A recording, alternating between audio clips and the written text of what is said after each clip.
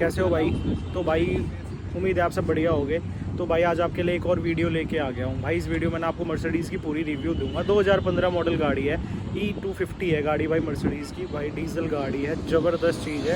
अपना भाई ला रखा है, आपको मिलवाता भी हूँ भाई से और हर एक चीज़ गाड़ी के बारे में बताता हूँ भाई क्या है क्या नहीं।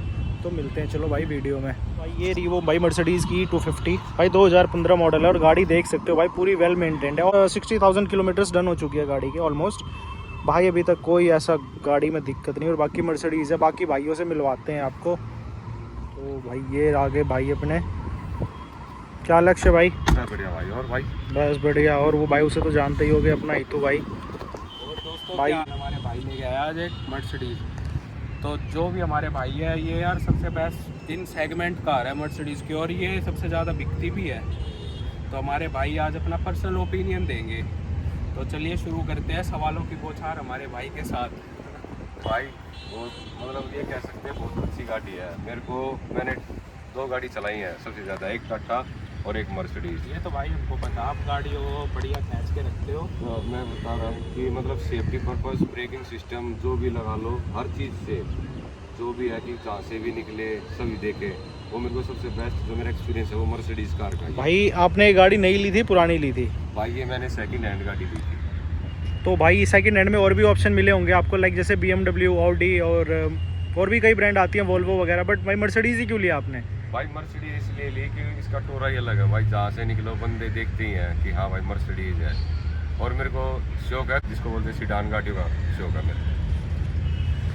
तो भाई आपने कितने हज़ार पे गाड़ी चली हुई ली थी, मतलब कितने किलोमीटर चल चुकी है? भाई ये 20 से 25 हज़ार चली हुई थी। और अभी कितनी है? अब ये चल पड़ी 60,000 के समथिंग। ऐसा कुछ भाई आपने खर्चा जो करा हो गाड़ी लेने के बाद की भाई, कोई मेजर खर्चा जो हुआ हो गाड़ी का? खाली बस वो है आराम से ढंग से चलाओ तो बस खाली सर्विस ही है। और तो वो भगाओगे कहीं लग वगैरह जाए फिर तो मोटा खर्चा है। और सबसे वो है कि इंश्योरेंस अपना टाइम टू टाइम 0 डेप्ट रखो इनका। भाई तो एक सबसे कॉमन चीज़ अगर आपसे पूछूं ना भाई, अगर कोई बंदा ये गाड़ी ले रहा है सेकंड हैंड, अगर भाई मेंटेन करना हो, अगर आप सर्विस कराते हो तो सर्विस कॉस्ट आपकी कितनी आ जाती है ऑलमोस्ट? भाई मिनिमम कम से कम अगर आप अच्छी तरीके से सर्विस करवाते हो, शोरूम में लेके करवाते हो, तो 15 से 20 हज़ार रुपये आती है इसकी। और एवरेज कितनी आ रही है भाई गाड़ी की? लोकल में ये 8-9 की, और हाईवे पे चल रहे हो तो आप इसकी 12 से 10-12 ऐसे दे दिए।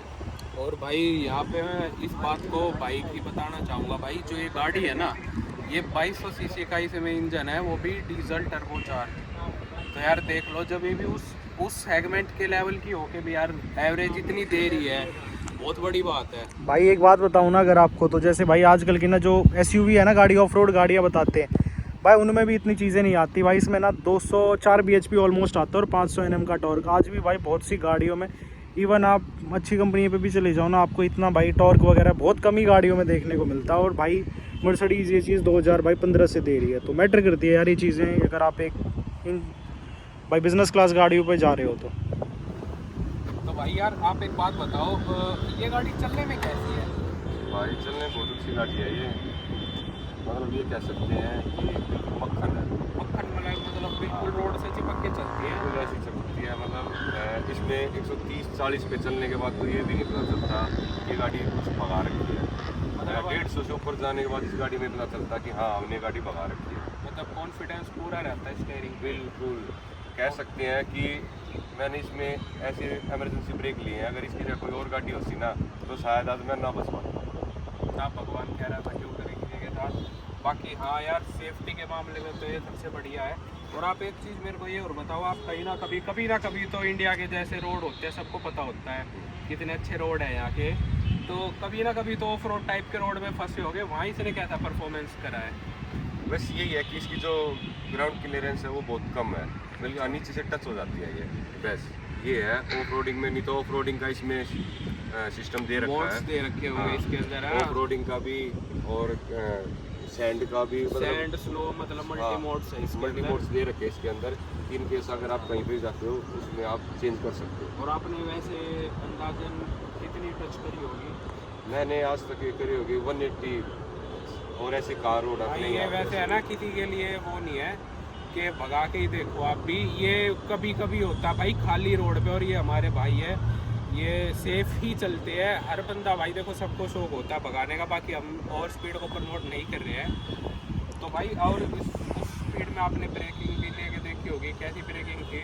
वो जेन्युइन थी इसकी 180 पे इसने बहुत इजीली मतलब अच्छे ब्रेक लिए। मतलब आपके कंट्रोल में था सब बिल्कुल कंट्रोल में था भाई अगर ऐसा पूछूं, जैसे भाई कई बार हाई स्पीड पे ना ब्रेक मारते हैं तो गाड़ी स्किड होती है, मतलब थोड़ा अनबैलेंस होता है। आपने जैसे 180 पे अगर इसकी ब्रेकिंग करी होगी तो आपको कुछ ऐसा फील हुआ कि गाड़ी आपके बैलेंस से आउट हो रही है, बैलेंस से बाहर जा रही है? बहुत ही नहीं भाई, ऐसा कुछ भी नहीं है। क्योंकि सबसे अच्छी बात ये है कि इसके जो है कि अगले और पिछले ब्रेक दोनों बहुत अच्छे हैं। अगर इनकेस अगर ये है कि इमरजेंसी को भी ब्रेक मारना हो इसका, एक तो पैडल तो है ही, साथ ही साथ इसके हैंड में ही ब्रेक है, ऐसे खींचने से इसके पास में ही खींचने से रुक जाती है। दोनों ब्रेक आप एक साथ मार सकते हो, और गाड़ियों में हैंड ब्रेक खींचने की जरूरत पड़ती है, इसमें हैंड ब्रेक वगैरह ऐसा कुछ नहीं है। जैसे पैडल से ब्रेक लो और हैंड से अपने आराम इजीली रोक सकते हो। दोनों ब्रेक में तो वही बात आएगी, और जितना जितनी घी और कहते हैं ना, घी और शक्कर डालोगे उतना ही मीठा और बढ़िया पाओगे। तो वही बात इस गाड़ी के साथ है मेरे भाई। जितना डीजल डलाओगे, जितना पैसा लगाओगे, गाड़ी चलती रहेगी भाई। बाकी मेंटेन करने की बात है, गाड़ी की कंडीशन देख ही सकते हो, एक नंबर की मेंटेन है गाड़ी भाई। 7-8 साल पुरानी हो चुकी है, उसके बाद भी भाई गाड़ी लगता नहीं है कि ये इतनी पुरानी गाड़ी है। स्क्रैच भी नहीं है गाड़ी की, हर एक चीज़ में मेंटेन। भाई आप आ गए हैं गाड़ी के अंदर, एक आपको ना मैं ड्राइविंग एक्सपीरियंस भी बता दूं। ये भाई अपना हितू भाई बैठा है और भाई अक्षय भाई गाड़ी चला रहा है। तो अक्षय भाई अगर आपसे सिंपल ये चीज़ पूछूँ ना भाई, आपने और भी लग्जरी गाड़ियाँ चलाई होंगी जैसे ऑडी और मर्सिडीज या BMW, तो आपको मर्सिडीज में ऐसा क्या लगा कि भाई बाकी गाड़ियों से भाई मर्सिडीज सबसे अलग है? भाई इसके एक तो फंक्शन है जो, और एक इसको बिल्कुल जैसे कि देखो अब चल रही है, मतलब 60-70 पे गाड़ी, पता भी नहीं चलता कि हाँ गाड़ी चल रही है नहीं चल रही है।